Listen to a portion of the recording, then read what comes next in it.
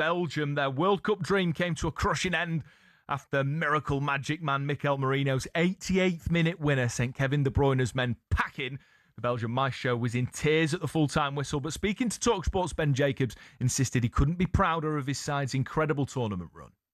I think we played a decent game, so of course the last chance, the goal they scored is a bit unfortunate, but I think we had a good plan and we tried, and yeah, unfortunate. Has it been an example of some of the older Belgian players, but some young talent coming through, so the future is bright for Belgian football? I think we showed good quality, of course. I think us older guys wanted to guide the young guys, and I think they responded in a really good way, and they showed talent, and I'm proud of what we've done. You know, we're in the top 8 again in the World Cup, so I think that's good.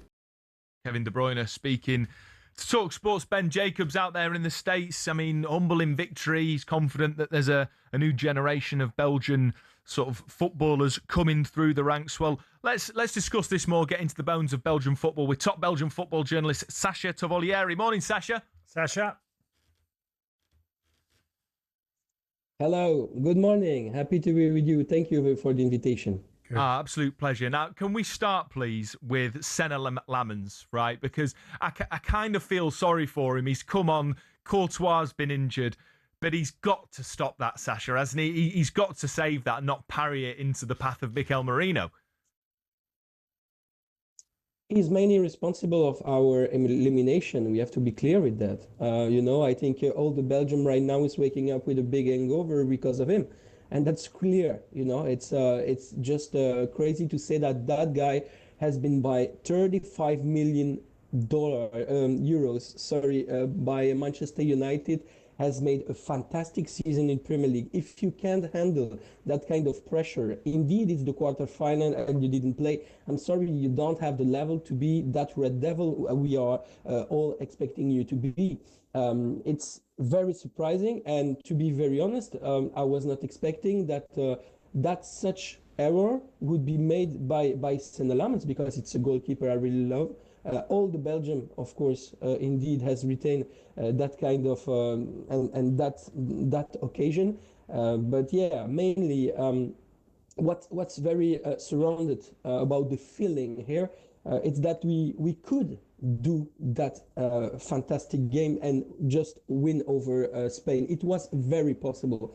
We were all expecting it, and I think that the game also shows that Spain, we couldn't take over that team. It was very possible. And yes, that's more frustrating. If we had just a game, or you say just tiki-taka, they won 4-0, okay, the game is up at the 60th minute, okay, then it's great. But what we saw, it was just a team that was facing eyes on the ice, that Spanish team. I wanted to ask you, because I'm not so optimistic as maybe you would be about Belgium, because I looked at the group stages where Egypt, Iran, New Zealand win your group, so I always felt you would qualify quite comfortably.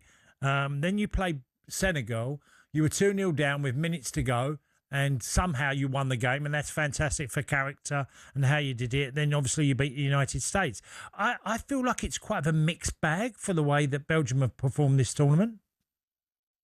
No, to be honest, we have been pragmatic. We have done all what we could with our qualities, but fact is that we have a lot of weakness, and it's true. Just we are not that golden generation everybody was expecting us to be, and it's finished, and we just have to take that over and think about another team, another kind of spirit. Right now, we have to get that 1986 DNA World Cup that we had, and that helped us to reach the semi-final at that moment of the history in football. I think it's more linked to what we have in terms of capacity and players than the 2018, where we had so many fantastic players that would help us to control the game, to be better with the ball, and so on. Now we see that the players that will make the structure of our team in the future, it will be something fantastic, but it will not be a kind of player that just help us to dominate. Nicolas Raskin is a top player from Rangers, but was one of our most consistent midfielder. And I'm sorry, but it shows a lot of what is the quality of Belgium.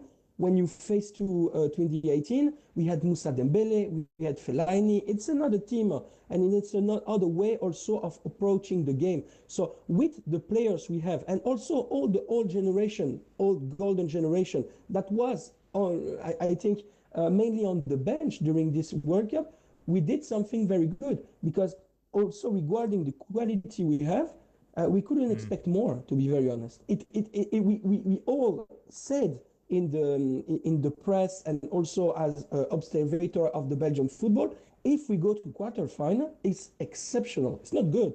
It's exceptional. It's fantastic, because we would never think about okay, we are going to do this, because we were expecting to be scratched after the second round, to be honest. Yeah, Sacha, thank you so much for joining us, mate. I mean, it's disappointing, but interesting to hear, saying that this has been good, considering where Belgian football is at the minute.